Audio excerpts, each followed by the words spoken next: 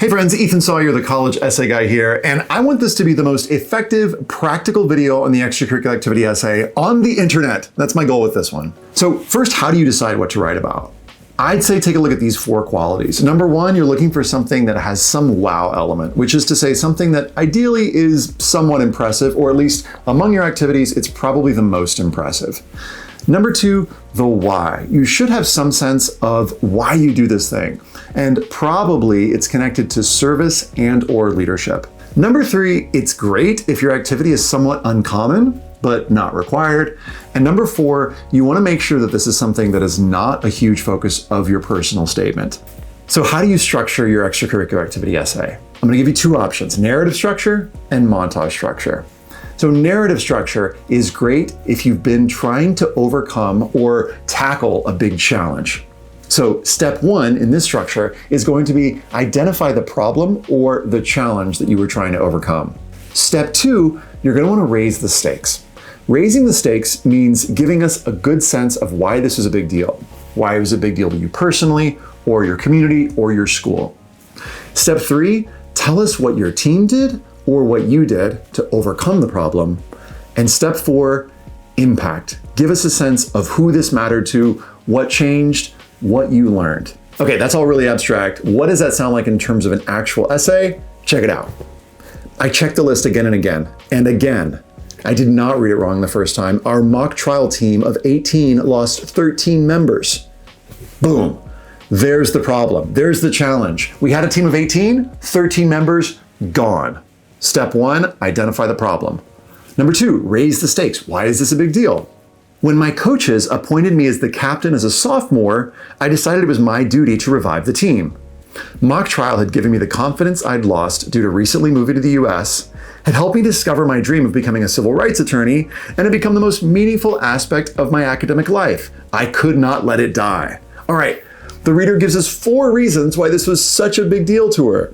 She says, this gave me confidence, it was the most meaningful aspect of my extracurriculars, helped me figure out my career, and oh, by the way, I was suddenly captain. So what does she do about it? She says, in the absence of a dedicated faculty mentor, it was my duty to recruit new members. I organized the team's first ever interest meeting, where I learned that most students had simply never heard about it or were intimidated by the website's description. To dispel that image and increase awareness, I began redesigning the website, created an ad for our school's TV station, and created social media accounts. I also personally recruited friends who I knew would use their debating, MUN, and acting skills to strengthen the team. Notice the specific, concrete, active verbs that she uses to give us a sense of what she did. So she's recruiting, she's redesigning, she's creating. All of this and more gives us a sense of all of the active steps she took to try and solve the problem. So how did it go? Through these efforts, we gained 14 new members and rebounded. Awesome, that's impact.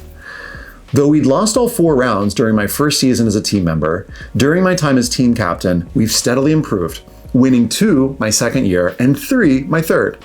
Last year, 26 members strong, we were just 1 point away from making regional finals. This year, our goal is to be the team selected to represent Orange County at states. Awesome.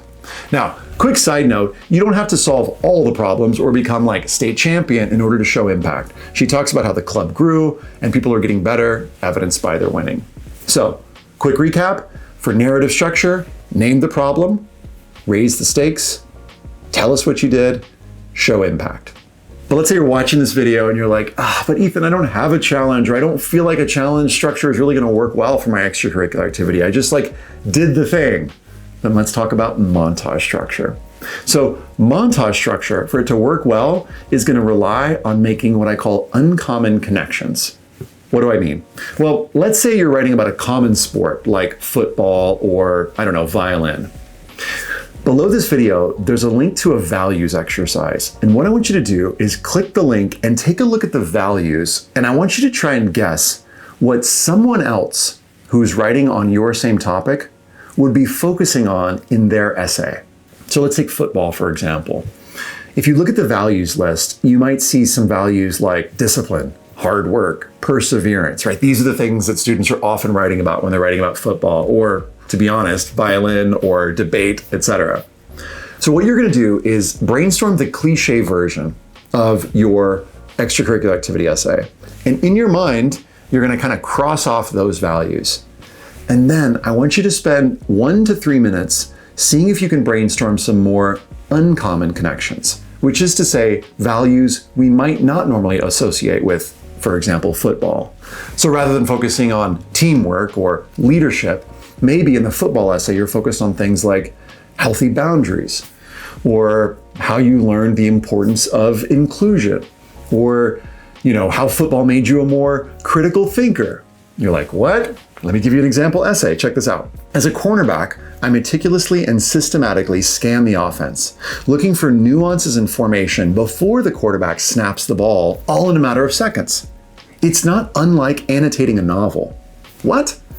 Yep, finding the subtle complexities in my rival team's spread offense has not only led me to intercepting a pass, but has given me the skills to fully digest, for example, Dostoevsky's Crime and Punishment, where the smallest and at first glance almost unnoticeable details add to an intricate story that I wouldn't appreciate in the same way had I not been able to notice those details in the first place. Now, do you see how that makes for a much more exciting football essay? Because he's got some uncommon connections, like critical thinking, and bonus points, he's talking about how he's taken this skill and he's manifesting it elsewhere in his life. In other words, it's up-leveling his ability in the classroom. And that's when these essays start to get really exciting, where we see this isn't just a football essay. This is about how your critical thinking skills have developed. And that's what colleges really want to know. Not that you're going to be a great football player necessarily, but really that you've got skills, qualities, values that you're going to bring to the academic community. I hope you found this useful. Below this video, you'll find a link to a more comprehensive guide of everything I just shared with you and my free guide to the personal statement.